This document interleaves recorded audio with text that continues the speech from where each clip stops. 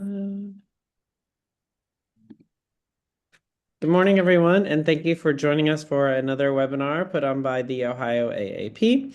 Today, I am joined by Dr. Nicole Baldwin, and we're excited to hear her presentation on social media and some of the important information to get out there today. So I will give a little introduction and then pass it over to her. Dr. Nicole Baldwin is a board-certified general pediatrician at Northeast Cincinnati Pediatric Associates, where she has practiced since 2006. She has a long-standing commitment to evidence-based pediatric care and preventive health. Dr. Baldwin has a focused interest in the use of social media as a professional communication and education tool, particularly in its role in addressing health misinformation and supporting families navigating the digital landscape. Her work emphasizes practical research-informed guidance to promote child and adolescent health in an increasingly online world. So without further ado, Dr. Baldwin. All right. Thank you for having me. Can you hear me okay, Mark? Just making We're sure. all good. Okay, Yep. awesome. So I'm excited to be here today to talk about one of my passions about social media and kids. Today we're going to get into a little bit of a deep dive in some of the dangers of social media. I did want to just give a big plug to Dr. Adams, who did a great presentation. If you haven't seen it, please check it out about kind of media and what we can talk about with our patients and media usage and things like that. So check that out. But also, we're going to talk today a little bit more about hazards and what we need to be thinking about and counseling our families about. And if I can get my slides to move, there we go. Okay. So, our learning objectives for this presentation. I would like for you guys, when we're finished, to be able to really describe the addictive design features of social platforms so we can talk to our patients about this and really be able to identify what are some of the emerging risks, what are some of the trends that our adolescents are seeing on these platforms. I want you to be able to identify when your patients come in with red flags, when we might need to be talking a little bit more about their social media usage. And I really hope that you walk away with this feeling more confident about counseling your families when it comes to their social media usage. And of course, if any of our families are experiencing a high risk situation, I want you to have some tools to be able to respond to those.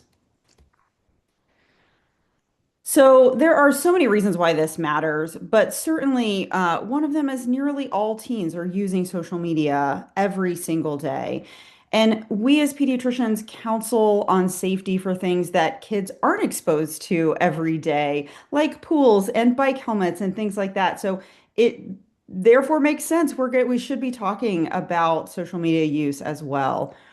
And these algorithms are designed to maximize engagement and keep us hooked.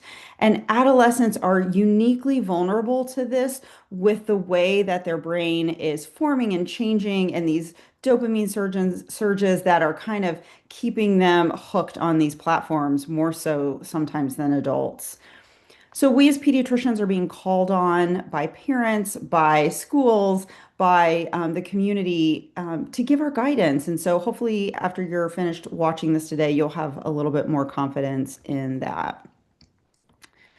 So just looking at the landscape of social media, this is from the Pew Research Center, and this was a survey done back in 2024. I'm not sure that there's a whole lot of difference in the past couple years, but this just looked at teenagers between the ages of 13 and 17 and what sites or apps that they are using. And you can see here kind of the top four that we really shouldn't be ignoring. YouTube being strongly number one. Almost every teen is using YouTube, as well as TikTok, Instagram, and Snapchat.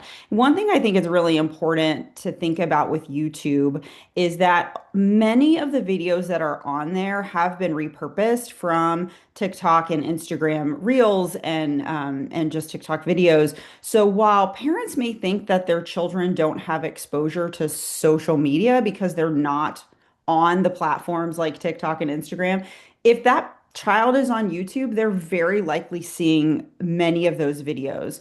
So I think that's important to have a discussion, especially with our parents of younger kids who are on YouTube and are probably seeing a lot of this stuff that parents may not realize. So I think one of the challenges as a pediatrician is the landscape of social media is changing so quickly. It's hard to keep up, right? And as an older pediatrician who started out on Facebook and you still uses Facebook, it's sometimes hard to understand what's going on in these new platforms and what the adolescents are using. And the youth are definitely, they migrate so much faster than we do. They pick up these things faster than we do. So I will often just ask my patients in the office if I don't know what something is, if I'm unclear, I'll ask them, teach me, what are you guys using this for? What is cool about it? What do you guys like about it? I also think it's important that we understand that the algorithm is curating these kids' feeds and they do have some control over it, but so much of what they're seeing is based on these algorithms, and it's important that we talk to them about that. And while there are age limits on these platforms, is not indicative of real world use. So many of these kids are younger than the 13 years old that they're supposed to be, and they're still on these platforms, whether they are using it under their parents' name, whether they have created a fake account, whatever, they're still using it. So we don't want to just start talking about this when kids are 13 or when they're in high school or whatever. So these pictures, Childhood 2.0 and The Social Dilemma, are two documentaries that if you haven't seen them, I highly recommend you watch that talk about different aspects of social media and the dangers of online platforms for our youth and even for adults. So Childhood 2.0 focuses a little bit more on pornographic material and some of the mental health aspects that go along with our kids in the digital space. And The Social Dilemma actually goes a little bit more into kind of the design of these platforms and how they were actually literally designed with addictive behaviors in mind. So why is this so why do we get so hooked on these things? So first of all, there's just an infinite scroll, or there's a video, the next video keeps coming up. Like if you think about YouTube, you just keep getting these next videos.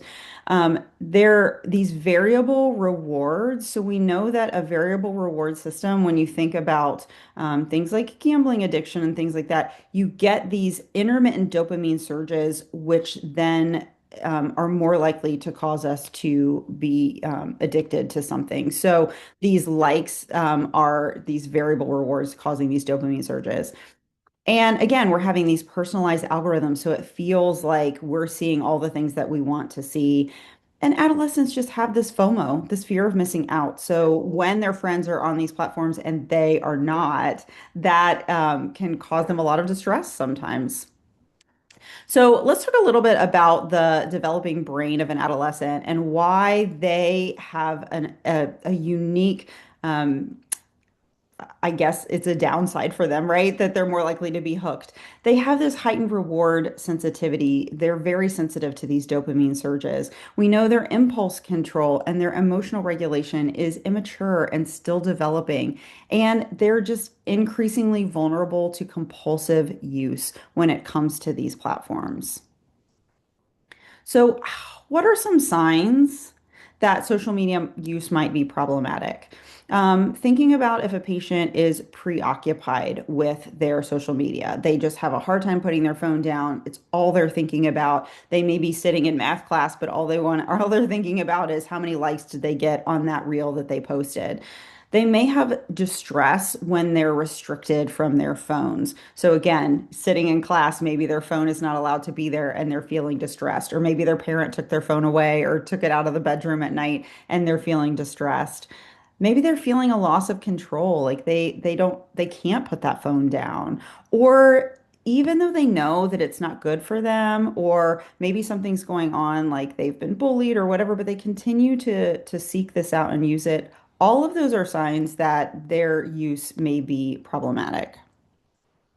And we know that there are associated mental health risks with problematic use. And I just want to be clear that these are associations, these are not necessarily causations. But we know that teens who have problematic social media use are more likely to exhibit signs of anxiety and depression, body dissatisfaction, sleep disruption, which again can contribute to some of these mood difficulties, and then emotional dysregulation as well. So I do think there is a desire to change the nomenclature a little bit, and this is even challenging for me sometimes.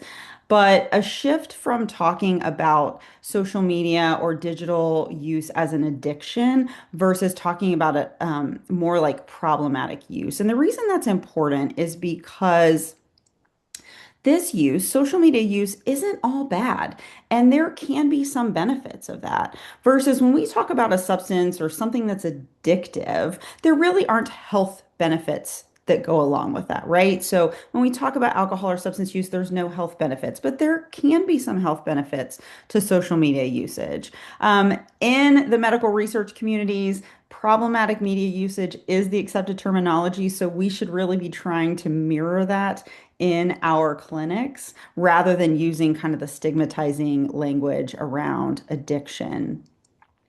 The other thing that problematic media usage does is it really can describe the challenges as more of a broad range experienced by youth versus just this kind of like extreme behavior of addiction.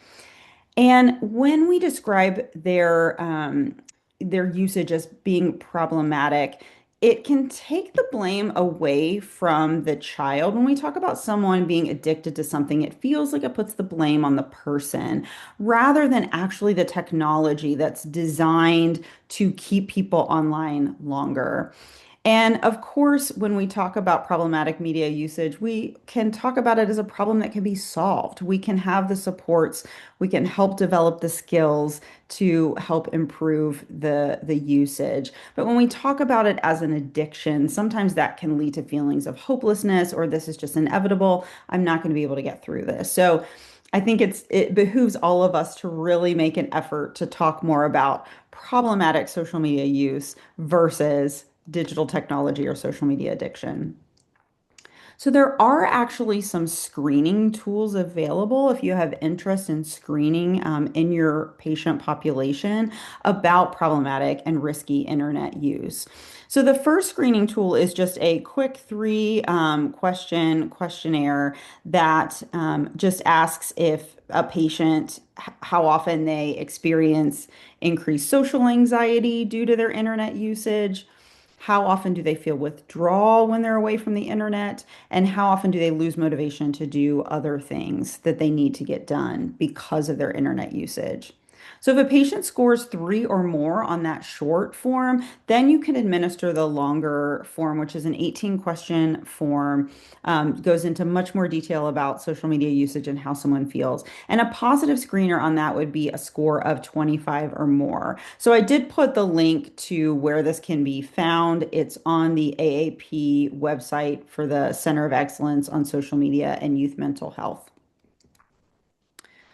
So, if we have a patient that does screen positive for problematic social media use, what can we do in the office? I mean, first and foremost, I think we need to screen for and either initiate or optimize treatment for underlying conditions. So, does this patient have undiagnosed or untreated ADHD or anxiety, depression? Is there something we can do to help manage that? Also, looking into therapies such as CBT, cognitive behavioral therapy, specifically interventions that can help focus on teaching teens better self-regulation and self-monitoring so they're able to monitor their usage and improve that. And also, parent training, teaching parents how to set limits, how to set clear rules around digital technology and social media use in the home and making sure that parents are modeling behaviors around screens. I think this is especially important. We don't often talk about it, but we need to make sure that parents are understanding that what they're modeling is what often their teens and their young children are going to follow. So we know that teenagers tend to have more risky online behaviors. And so what should we be thinking about counseling them about? Certainly, we want to talk about making sure they're not oversharing. Things like where do they go to school, things like their address, their age, where they are at any given moment, because this can make them more vulnerable to predators. We know teens are more likely to interact with strangers, and so it's important that we have this discussion. Thinking back to when we were kids and we were told, don't take candy from a person, don't go see someone's puppy in the white van driving down the street. It's no longer that should not be our counseling. It's more we shouldn't be interacting with strangers online, people that we don't know. Viral challenges, we're going to talk a bit more about that, but teenagers are obviously more likely to participate in these viral challenges, many of which are pretty dangerous. And explicit content is so pervasive in digital technology and especially in adolescence that it has become normalized. These kids are seeing this explicit content all the time, and it's important that we can counsel them and talk to them about what they're seeing online. So, just briefly about cyberbullying, I feel like this is one danger that we all are very much aware of. This is a survey that was done again by the Pew Research Center back in 2022, and nearly half of the teens that they surveyed had experienced one form or another of cyberbullying, whether that was name calling, spreading false rumors about the child, receiving explicit images they didn't ask for, getting physical threats, having images shared of them without their consent. So there's all different types of cyberbullying, and it's important that we talk with our teens about, okay, what should you do if you're subject to this online? All right, so we're going to talk a bit about online challenges because this is very important, and these viral online challenges go around all the time and seem to be changing very quickly.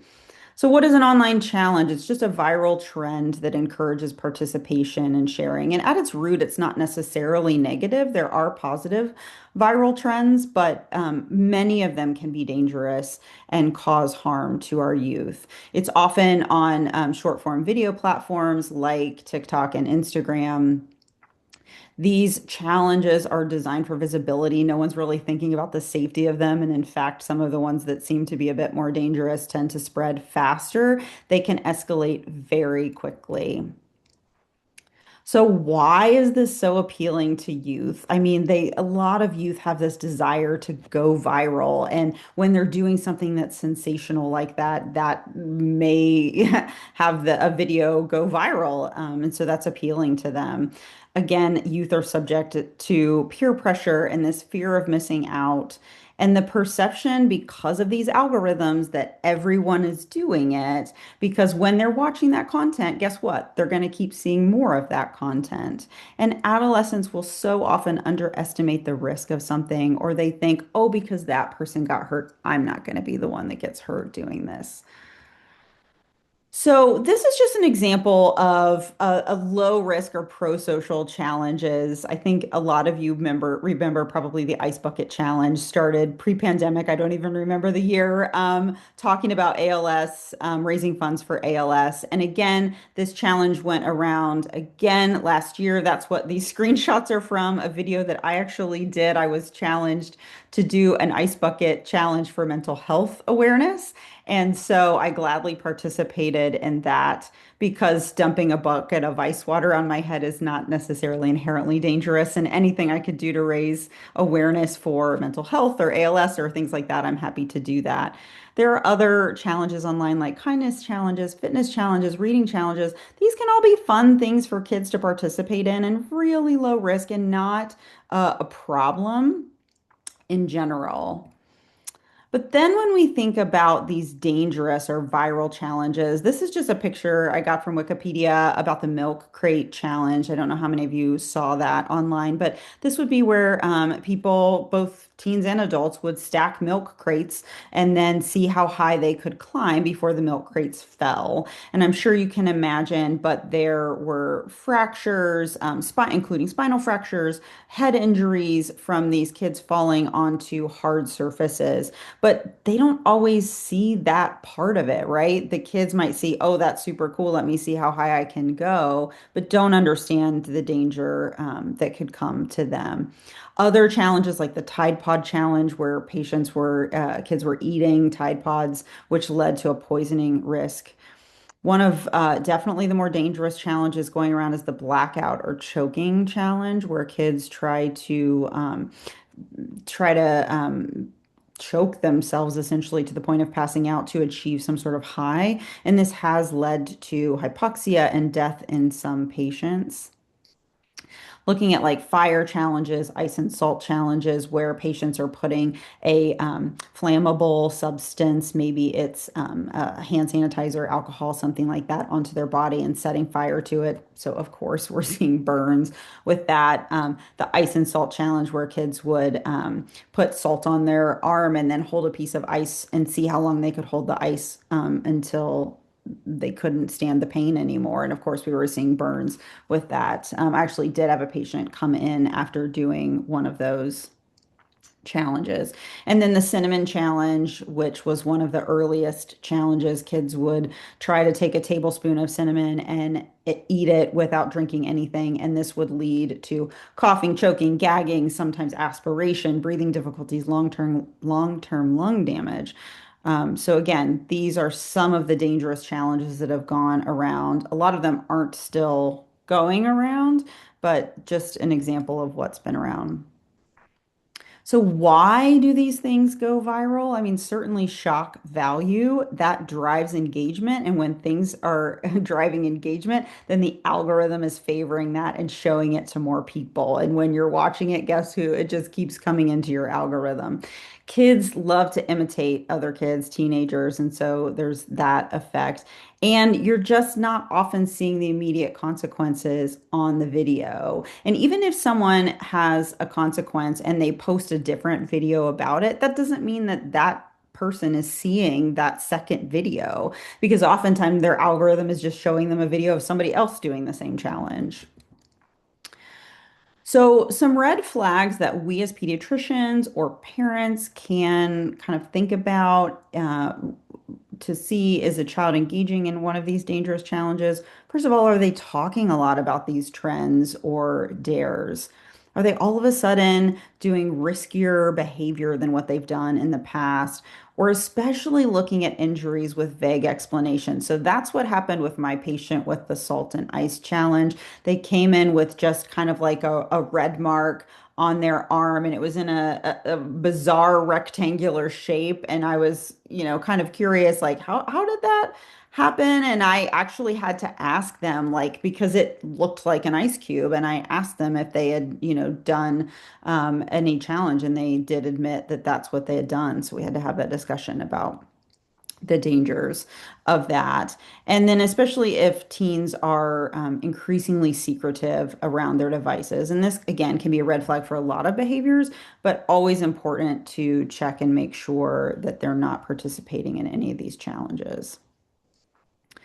So, when we are counseling about these challenges, the first thing I think is super important is to talk early, almost earlier than what you think. And like I said, because so many of these young kids are on YouTube, even though they're not on these other platforms, those videos are still on YouTube and still going viral on YouTube. So we need to be talking early.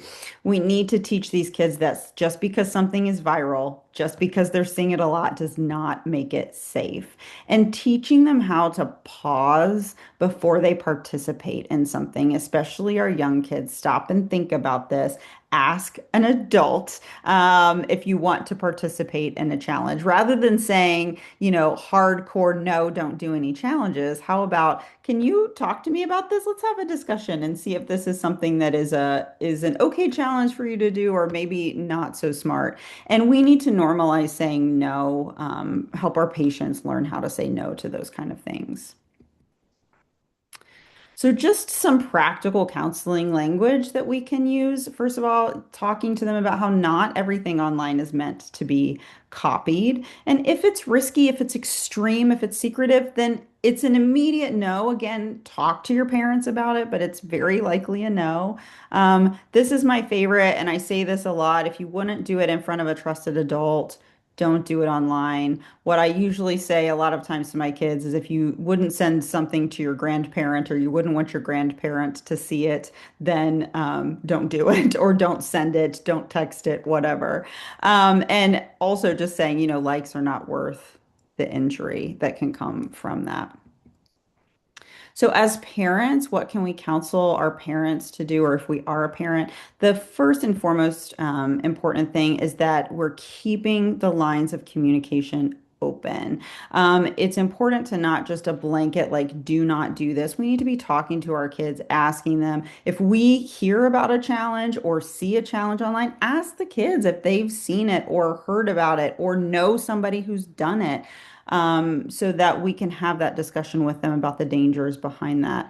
Be sure we're monitoring, our parents are monitoring the platforms, the trends, setting expectations about the challenges, because again, not every challenge is bad. And so if we can say, hey, I can see you might see some of these things online. Let's talk about it. Let's see what, maybe this challenge might not be a bad thing, like a fitness challenge or a reading challenge, something like that.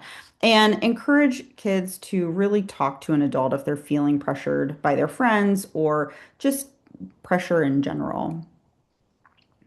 So, what can we take away about these viral challenges? First of all, the viral trends themselves change. So, it's really hard to counsel on a specific challenge unless we know at that moment it's going viral. And then we can talk about it in that, several weeks to months or whatever. But it's the risk patterns that really repeat. And so that's what we need to be focusing on a regular basis. We need to be teaching about education and teaching parents to talk about the risks of these trends, not just restricting and saying don't do it. And we can just really start to normalize refusal to do these trends for our patients.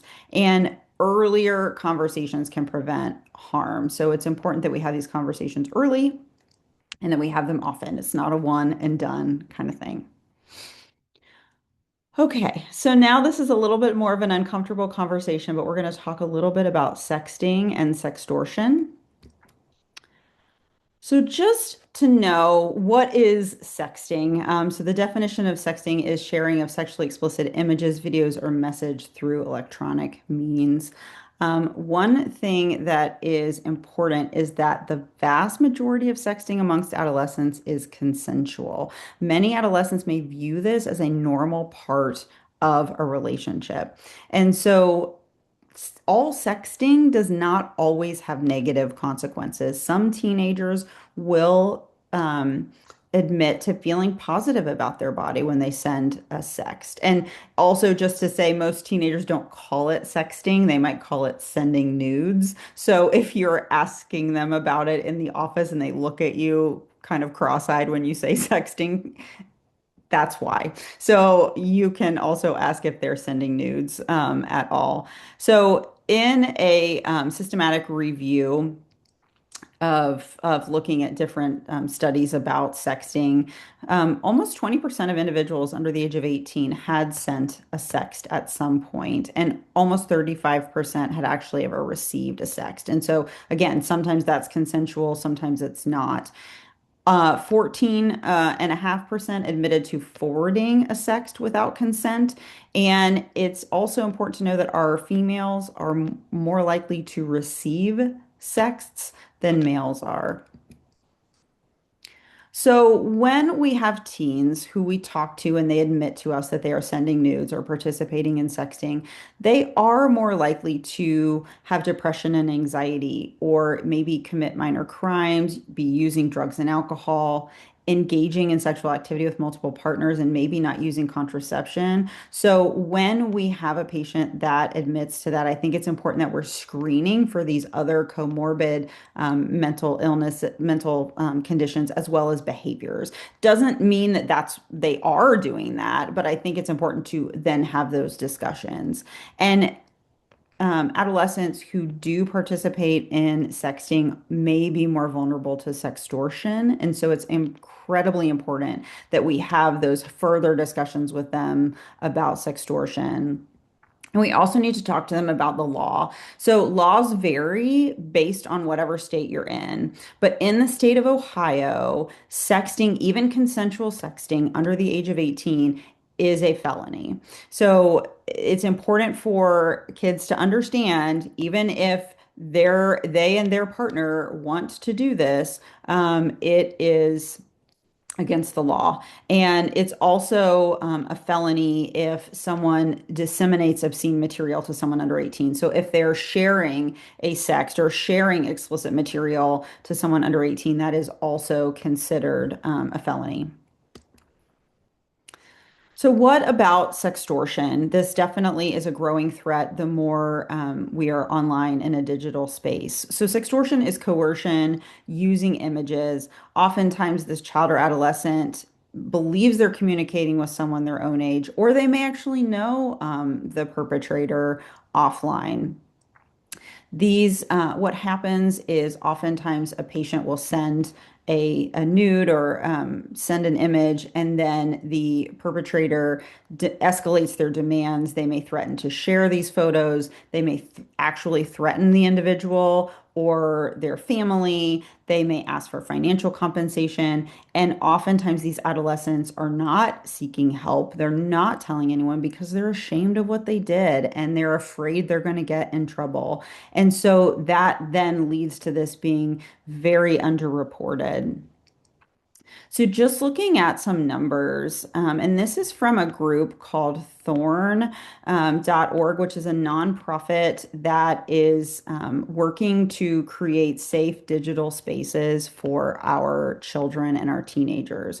So when they surveyed over 1,000 teenagers, they found that 1 in 5 teens did report a lived experience with sextortion. So they had sent images and had been threatened in some way or another. What I think is interesting is 1 in 3 of the victims actually knew their perpetrator offline. So this is not always a child predator online. Of course, that's what we think about is someone pretending to be a youth. However, this also can be other youth that are using sextortion.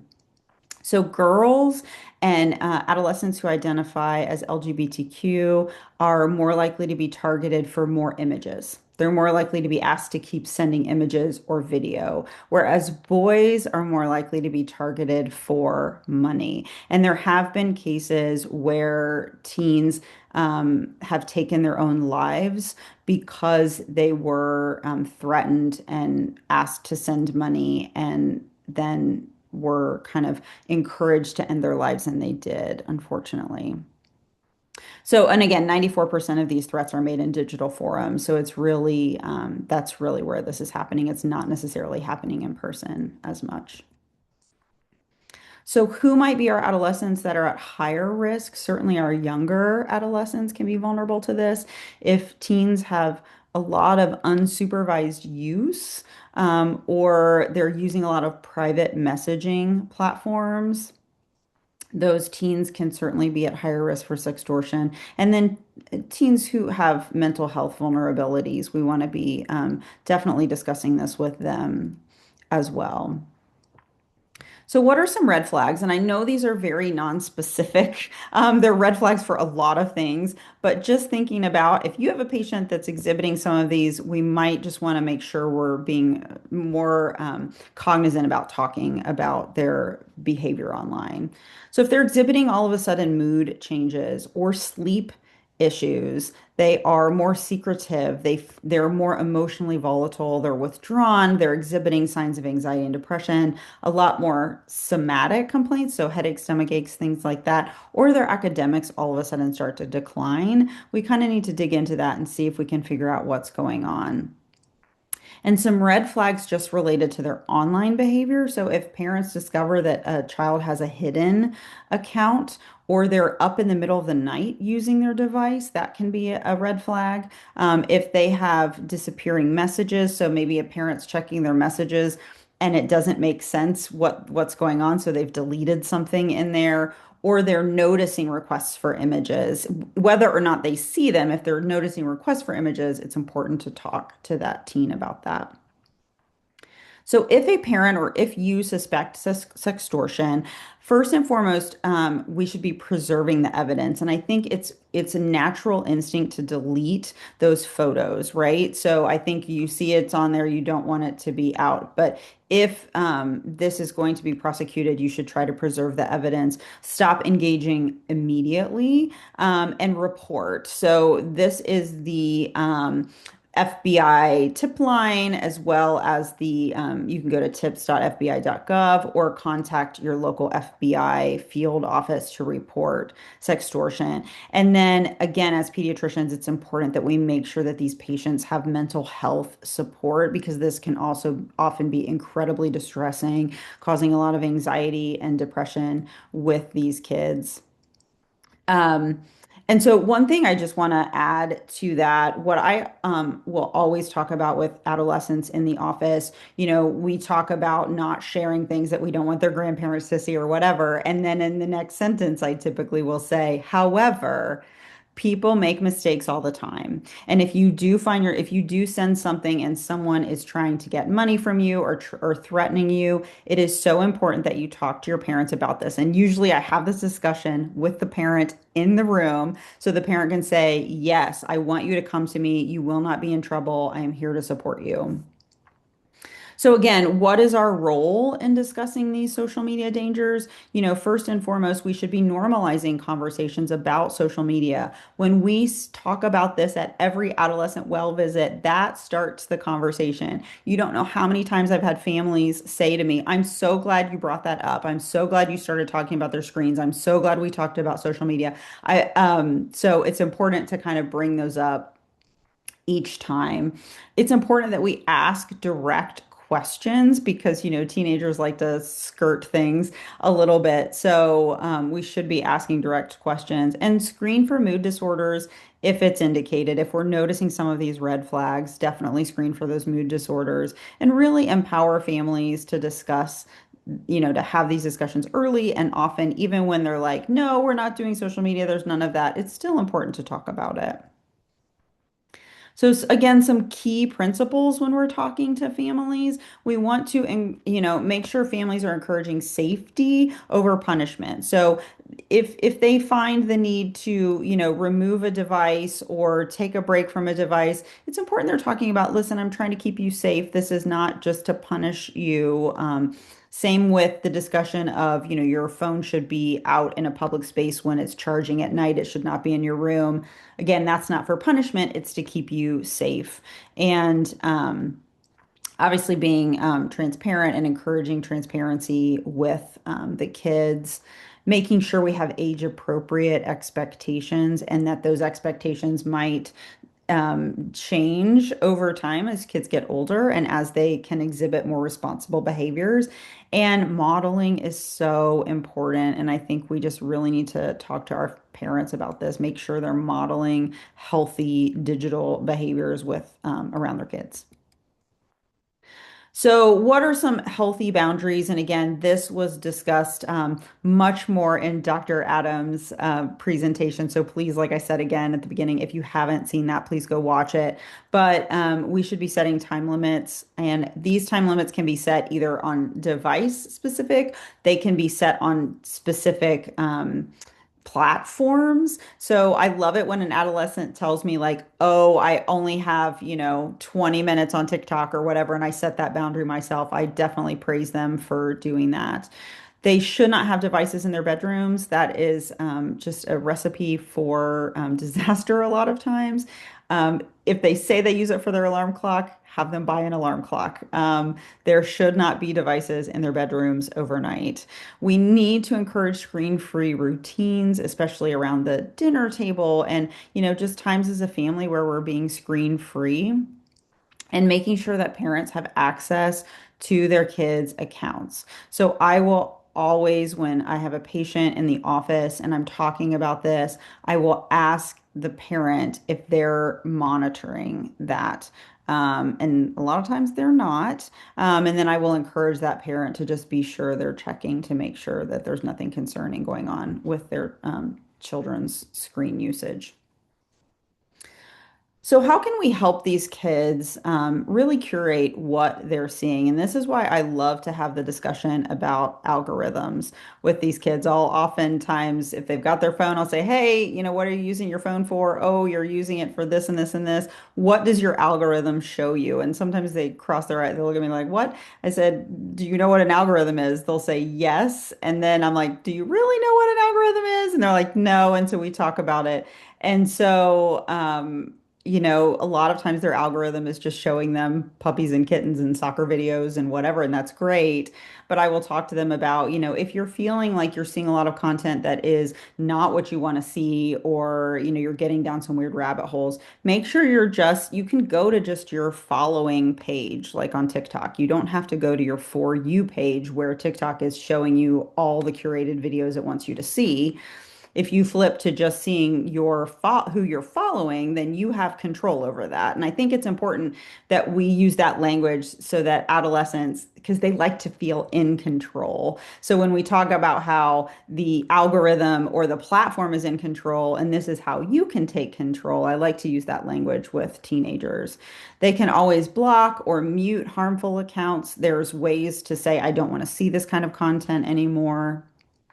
And then trying to encourage them to be very intentional about their usage. I think so often teenagers and even adults, I'm very guilty of this myself, might doom scroll at night, or you're sitting in front of the TV and you're still on your platforms. And that's not an intentional usage. You're not using that.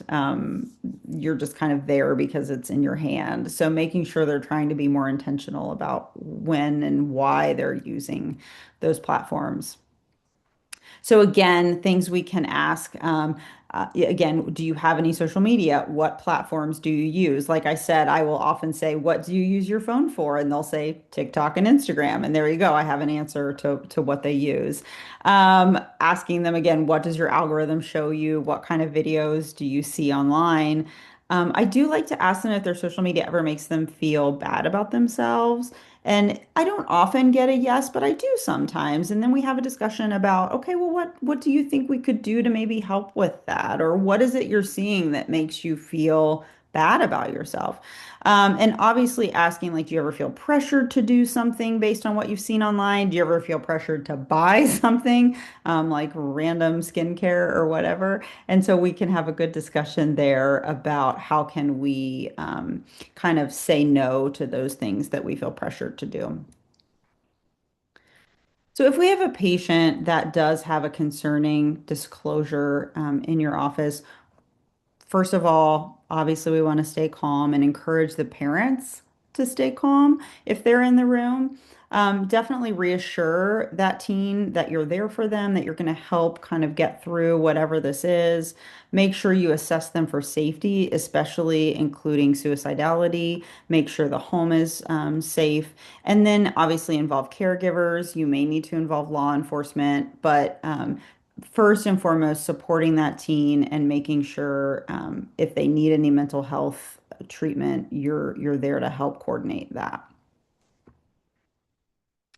So these are just some resources that I recommend for families. And I have a handout that I give with QR codes to links to different sites.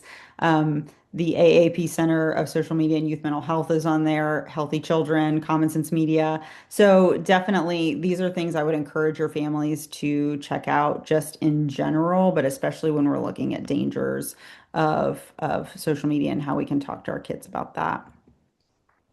And this is a great handout if you haven't been on, again, the AAP Center of Excellence on Social Media and Youth Mental Health. They have this 5 C's of media use handouts, and it's for all ages, and it's talking about media and different age groups. And so this is just the young teens from ages 10 to 14, and it each of them goes through these 5 C's. So asking yourself about your child in particular and at that age, what is media associated with that child? What content should they be seeing? What content should they not be seeing? With calm is how do they calm themselves? Are they using this as a means to calm themselves? Is this making them more irritable and they need to do something else to calm themselves? I love the crowding out. So is media usage crowding out something else that you want to be doing? And then the final seat communication, like really encouraging communication. And with each age, gives parents ideas for how they can communicate with their child at that age about media usage. So if you don't have these, check them out. You can print them out, hand them out to your patients. And there's also the links on there about the family media plan, which I love. So we're gonna land this plane here. Some key takeaways. First of all, risk of social media, they are real and they're evolving, so we need to keep up as pediatricians. The addiction or the problematic use is definitely by design. It is not necessarily the fault of a teen. It is the design of the platforms to be addictive in nature. As pediatricians, we matter. We are seeing these kids, year in, year out for those checkups, and we have this relationship with them. We cannot count on schools or parents or anything else to just do this. It's important for our patients' safety, and therefore we need to be counseling about it. And these early conversations can really help save kids from dangers that are everywhere for them. So these are just some of the references I used today, and that's that's where we're at. Thank you again to the Ohio AAP for allowing me to talk on this today. Yeah, and we want to extend a huge thank you to Dr. Baldwin for a presentation with lots and lots of great information in there. I think for physicians and parents alike. So I think this is a good takeaway. And then thank you all for viewing today's video. If you have any further questions, our website QR code is there on the final slide. You can also see my email address on the webpage, Mark Driscoll, mdriscoll at ohioaap.org. I'm happy to take any of your questions and forward those to Dr. Baldwin. Otherwise, I hope you all have a great rest of your day and catch us at another one of our webinars.